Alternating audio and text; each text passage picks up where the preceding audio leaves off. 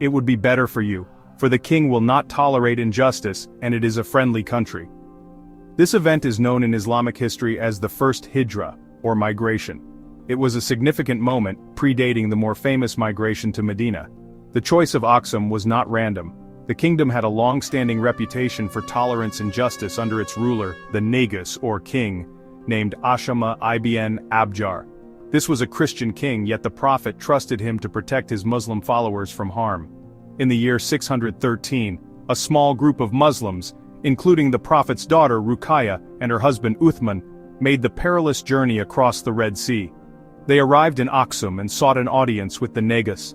The Meccan leaders, furious at their escape, sent their own envoys to demand the refugees' extradition. They accused the Muslims of abandoning their ancestral religion and creating discord. The Negus, a wise and thoughtful ruler, decided to hear both sides of the story.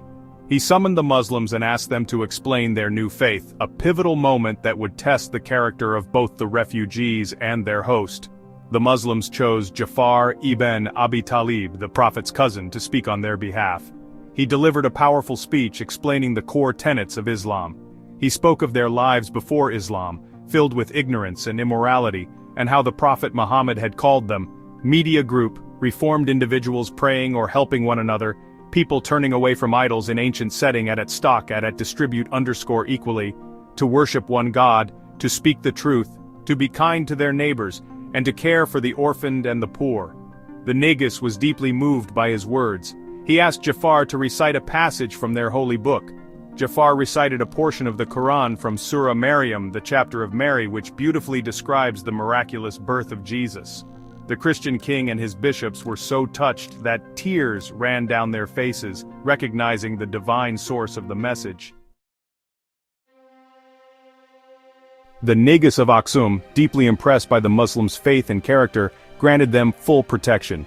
He famously declared that he would not hand them over, not for a mountain of gold.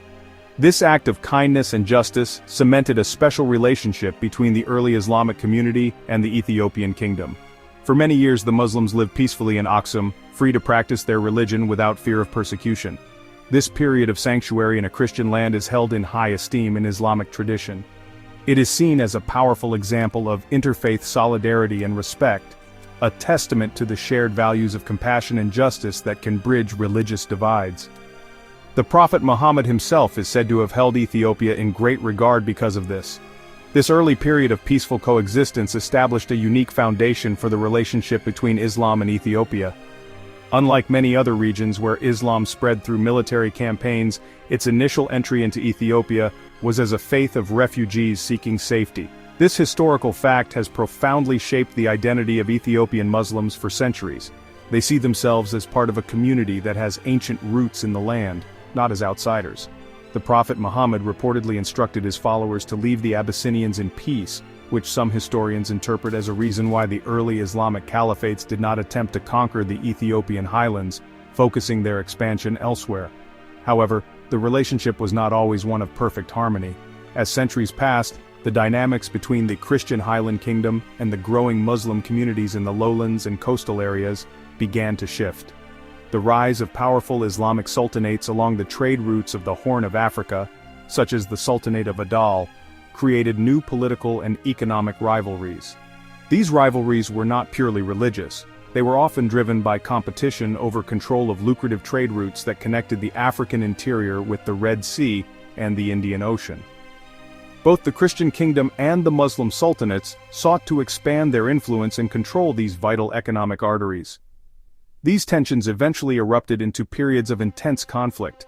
The most famous of these was the war between the Ethiopian Empire and the Adal Sultanate in the 16th century, led by the charismatic Imam Ahmad ibn Ibrahim al-Ghazi, also known as Ahmed Gure, or the Left-Handed. This devastating war lasted for over a decade and reshaped the political and religious landscape of the entire region. Both sides received foreign support, with the Ottomans backing Adal and the Portuguese assisting the Ethiopian emperor.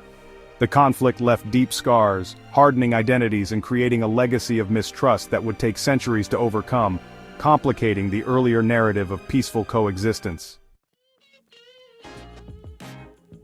While the highlands remained a Christian stronghold, The eastern and southern parts of Ethiopia became vibrant centers of Islamic civilization. From around the 10th century onwards, a number of influential Muslim sultanates and kingdoms emerged. These included the Sultanate of Shoa, the Sultanate of Ifat, and later, the powerful Sultanate of Adal. These states were strategically located along the key trade routes that crisscrossed the Horn of Africa. They grew wealthy and powerful by controlling the flow of goods like gold, ivory, and salt, from the interior to the busy ports of Zayla and Berbera on the coast. This economic prosperity allowed for a great flourishing of Islamic culture, learning, and art. These sultanates became important centers for Islamic scholarship. Cities like Harar in eastern Ethiopia developed into major hubs of religious learning, attracting scholars and students from across the Muslim world. Harar, known as the City of Saints, is considered by many to be the fourth holiest city in Islam. It is home to numerous mosques and shrines, some dating back to the 10th century.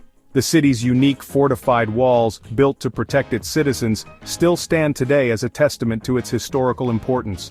Within these walls, a distinct urban Islamic culture developed, with its own unique traditions in architecture, literature, and craftsmanship that blended local Ethiopian styles with influences from Arabia and Persia. The influence of these Islamic states was not confined to their borders. They played a crucial role in the gradual spread of Islam among various communities in the Horn of Africa, particularly among the Afar, Somali, and Oromo peoples. The process of conversion was often peaceful, driven by trade, intermarriage, and the work of Sufi mystics and preachers who traveled through the region.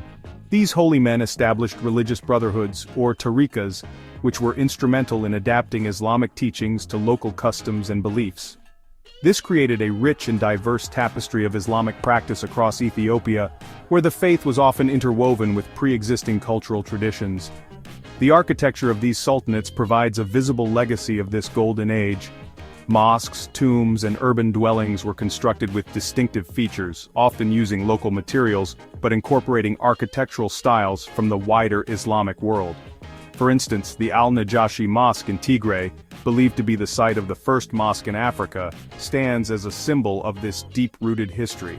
The craftsmanship in textiles, metalwork, and manuscript illumination also reached a high level of sophistication. These cultural and artistic achievements demonstrate that Islam in Ethiopia was not just a religion, but a dynamic civilization that made profound and lasting contributions to the region's rich historical narrative. The influence of Islam on Ethiopian society extends far beyond politics and trade. It has woven itself into the very fabric of the nation's cultural identity. For centuries, the Arabic language, as the language of the Quran, served as a vital medium for religious scholarship, literature, and administration in the Muslim regions of Ethiopia.